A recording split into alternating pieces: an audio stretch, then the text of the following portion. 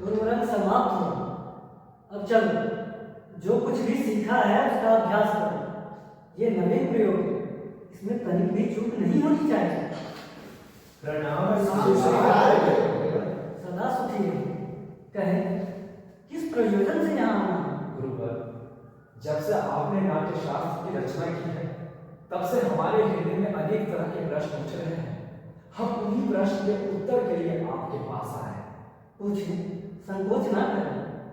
गुरुवर, नाट्य शास्त्र की उत्पत्ति कैसे हुई? इसका उद्देश्य क्या है? बहुत अच्छा प्रश्न किया आपने। यह प्रश्न केवल नाटक ही नहीं, बल्कि जीवन के सार को समझने का माध्यम है।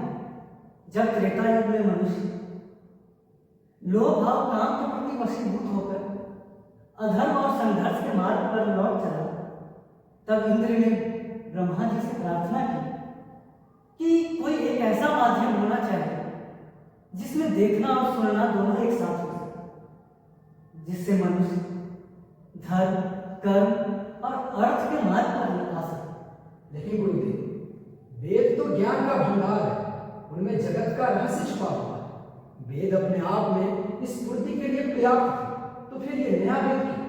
इसलिए कि नाट्य शास्त्र तो सभी जनों के लिए सुलभ है, जिसे शिक्षा और धर्म के मार्ग पर लाया जा सकता है। इसीलिए ब्रह्मा जी ने चारों वेदों के तत्वों को मिलाकर नाट्य शास्त्र की उत्पत्ति की है। गुरुदेव, चारों वेदों के तत्व वो क्या है गुरुदेव? ये जो आप पाठ सुन रहे हैं वो ऋग्वेद से लिया गया है, संगीत सामवेद से लिया गया है, यजुर्वेद से अभिनय और अथर्ववेद से रस को लिया गया है।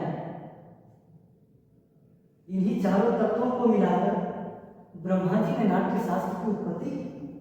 गुरुवर, नाटक सिर्फ देवताओं के लिए ही होता था? नहीं, यही प्रश्न दानवों ने ब्रह्मा जी से किया था। तब उन्होंने उत्तर दिया था कि ये सबों के लिए, जैसे देवता, दानव, मनुष्यों के शुभ अशुभ कर्मों का नाट्य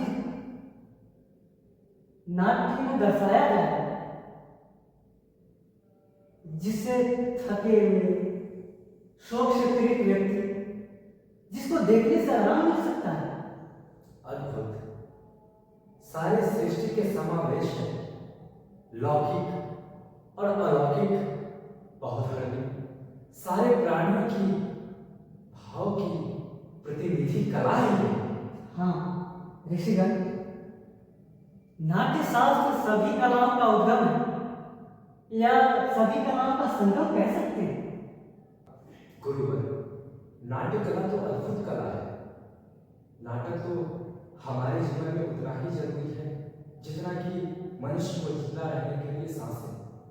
तो फिर हमारा समाज इसे गंभीरता से क्यों नहीं लेता है गुरुवर? कलाकार को अनावश्यक क्यों समझा जाता है? हम कलाकार हैं, नीति के नियंता नहीं। कलाकार करना हमारा धर्म है। हमारे विषय में, हमारी कला के विषय में नीति के नियंताओं को सोचना चाहिए, उनको विचार करना चाहिए। रंगमंच हमारे समाज में आज भी विषम परिस्थिति से गुजर रहा है। निसंदेह गुरुवर, कला विहीन समाज पशुओं का समाज है। इसी आशा और अपेक्षा के साथ हम रंगमंच को सही कर सकते हैं। इसीलिए नाट्य शास्त्र की उत्पत्ति की गई है, और नाट्य शास्त्र को हमने पंचम वेद कहकर पुकारा है। पंचम वेद, सारे वेदों का ज्ञान। ऋषिगण, चलिए हमारे रंगकर्मी को नाटक तैयार करके आपको दिखाने के लिए तैयार है। चलिए चलिए।